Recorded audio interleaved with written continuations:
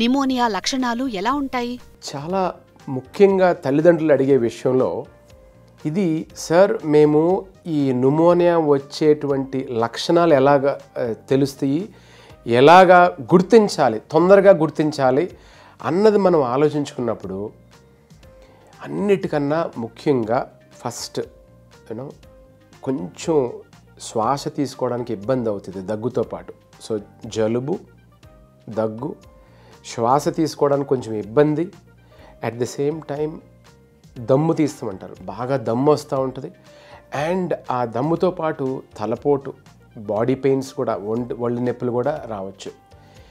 ఈ మెయిన్ లక్షణాలు అందరికీ అన్ని లక్షణాలు ఉండాలని రూల్ లేవు. కొంతమందికి జ్వరం ఉంటుంది, కొంతమందికి కొంచెం దగ్గు ఉంటుంది కానీ ఆయాసం ఉండకపోవచ్చు, కొంతమందికి దగ్గు ఆయాసం ఉంటుంది కానీ జ్వరం అంత తీవ్రంగా ఉండకపోవచ్చు. సో ఈ లక్షణాలు అన్నవి కంపల్సరీగా ఈ లక్షణాలు గమనించినట్టయితే మనం తొందరగా అప్రమత్త పడాలి. అంటే ఈ లక్షణాలు ఏమై ఉండొచ్చు అని మనం గమనించినట్టయితే తొందరగా మనం చూసినప్పుడు ఆ యొక్క లక్షణాలు గమనించుకుని దానికి తొందరగా ట్రీట్మెంట్ తీసుకోవచ్చు. ఇందులో రెండో విషయం, కొంతమంది సార్ ఏ లక్షణాలు మనం ముందే గమనిస్తే అంటే రిస్క్ ఫ్యాక్టర్స్ ఏమైనా ఉన్నాయా, ఇది కంపల్సరీగా చాలా చాలా ఇంపార్టెంట్ ప్రశ్న అండి. ఇది మనం ఎలా గమనించాలంటే రెడ్ ఫ్లాగ్ సైన్స్ అంటాం. చిన్నపిల్లలకి కొంచెం వేరుగా ఉంటాయి, పెద్దవాళ్ళకి వేరేగా ఉంటాయి.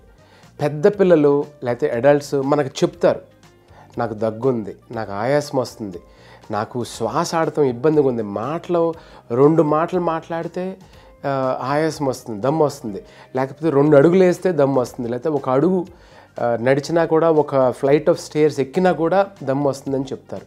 ఛాతీలో నొప్పి, లేకపోతే దగ్గు వచ్చి ఒకసారి వాంతి అవటం, ఈ లక్షణాలు నేను ఇందాక అన్నట్టు అందరికీ ఉండవు. అది పెద్దవాళ్ళు, పిల్లలు అవనివ్వండి, పెద్దవాళ్ళు అవనే వాళ్ళు వ్యక్తపరుస్తారు. కానీ చిన్నపిల్లల్లో తల్లిదండ్రులు గుర్తించాల్సిన విషయం ఏంటంటే, ఎప్పుడైతే చిన్నపిల్లల్లో కూడా జలుబు ఉంటుంది, దగ్గు ఉంటుంది, శ్వాస తీసుకోవడానికి కూడా ఇబ్బంది ఉంటుంది, ఒకసారి ముక్కు బ్లాక్ అయిపోతుంది. కానీ చిన్నపిల్లల్లో ముఖ్యంగా గమనించాల్సింది ఏంటంటే, నంబర్ 1, వాళ్ళు అప్పటి వరకు కూడా మంచిగా పాలు తాగి ఫుడ్ తినే చిన్నపిల్లలు అస్సలు ఆహారం మీద ఇష్టపడరు, అసలు ఎటువంటి ఆహారం తీసుకోవడానికి కూడా ఇష్టపడరు వాళ్ళు. అది ముఖ్యమైనటువంటి రెడ్ ఫ్లాగ్ సైన్. 2, ఆ దగ్గు ఆయాసంతో పాటు వాళ్ళు పాపం నిద్ర పట్టదు, ఆపసోపాలు పడుతూ ఉంటారు, రెస్ట్లెస్నెస్ వస్తుంది, చిరాగ్గా ఏడుస్తూ ఉంటారు. కొంతమంది చిరాగ్గా ఏడ్చి నిద్ర పట్టక ఏడుస్తారు. కొంతమంది చాలా డల్గా, డ్రౌజీగా, లెథార్జిక్గా, అంటే సొమ్మసిల్లిపోయినట్టు అట్లానే పడుకుంటూ ఉంటారు. సో అది అన్నిటికన్నా ముఖ్యమైనది, వాళ్ళ డిమినర్ చూసుకోవటం ఈజ్ ద సెకండ్ థింగ్.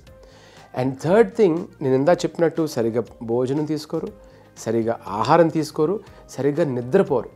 ఈ 3 కూడా చాలా చాలా ముఖ్యంగా మనం గమనించాలి. ఎప్పుడైతే చిన్నపిల్లలు ఈ 3 లక్షణాలు ఉన్నాయో, ఏంటి, దగ్గుతో పాటు, ఆయాసంతో పాటు, జలుబు, జ్వరంతో పాటు ఉన్నాయో అది మనం గమనించాలి. ఇంకొంచెం ఎక్కువగా అప్రమత్తంగా ఉన్న తల్లిదండ్రులు గమనించాలి ఏంటంటే, చిన్నపిల్లలు శ్వాస తీసుకున్నప్పుడు వాళ్ళకి దమ్ము తీవ్రంగా వచ్చి ఆయాసం వచ్చినప్పుడు వాళ్ళ రంగు కూడా, అంటే మామూలుగా చిన్నపిల్లలు చక్కగా చూస్తానికి ఎర్రగా, బొర్రగా, బొద్దుగా బాగుంటారు పిల్లలు, అది సన్నగున్నా బాగుంటారు, లావుగున్నా కూడా బాగుంటారు. కానీ ఎప్పుడైతే ఈ వ్యాధి ఉందో వాళ్ళ ముఖంలో వాళ్ళ లుక్ వేరేగా అయిపోతుంది, కొంచెం పాలిపోయినట్టు అయిపోతారు, రంగు అంత బాగోదు. ఒక్కొక్కసారి కొంచెం హైపాక్సియా, అంటే ఒంట్లో ఆక్సిజన్ తగ్గినప్పుడు కొంచెం నీలం రంగు కూడా చేరుకుంటుంది. ఈ లక్షణాలు వచ్చేంత వరకు ఆగకూడదు మనం. ఈ లక్షణాలు వచ్చినాయి అంటే హైపాక్సియా వచ్చింది అంటే, లేకపోతే అసలు బాగా గాలి ఆడక శ్వాస తీసుకోవడానికి ఇబ్బంది వచ్చేసి ఆక్సిజన్ తక్కువైందంటే అది చాలా చాలా సీరియస్, అంతవరకు ఆగకూడదు. ఇంకొక ముఖ్యమైన విషయం, ఎస్పెషలీ కోవిడ్లో మనం అందరం కూడా ఇంట్లో ఒక ఆక్సిమీటర్, పల్స్ ఆక్సిమీటర్ మనం ఇంట్లో పెట్టుకున్నాం. ఆ పల్స్ ఆక్సిమీటర్ పెట్టి చూసుకున్నట్టయితే 2 ముఖ్యమైనటువంటి పాయింట్స్, సాచ్యురేషన్ 95% కన్నా తగ్గితే చాలా చాలా ప్రమాదం, చాలా చాలా ప్రమాదం. సాచ్యురేషన్ ఎప్పుడు 96 అండ్ అబవ్ ఉండాలి, నంబర్ 1. రెండోది హార్ట్ రేట్. ఇప్పుడు మన హార్ట్ రేటు 70, 72, 75 ఉంటుంది సుమారు. మన హార్ట్ రేటు, పెద్దవాళ్ళ హార్ట్ రేట్ పెరగటం, లేకపోతే చిన్నపిల్లల్లో కూడా నార్మల్గా 100, 110, చంటి పిల్లలు అయితే, అప్పుడే పుట్టిన పిల్లలు అయితే 130, 120 to 140 అట్లా ఉంటుంది. హార్ట్ రేట్ ఇంకా పెరిగినట్టయితే చాలా చాలా ప్రమాదం.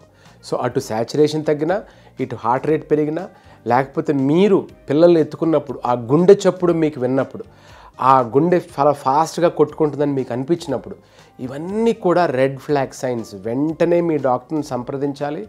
వెంటనే దానికి సంబంధించినటువంటి డయాగ్నోసిస్ చేయాలి. అంటే వ్యాధి నిర్ధారణ చేయాలి. ఆ వ్యాధి నిర్ధారణ చేసిన తర్వాత దానికి తగినటువంటి ట్రీట్మెంట్ కూడా ఇవ్వాలి.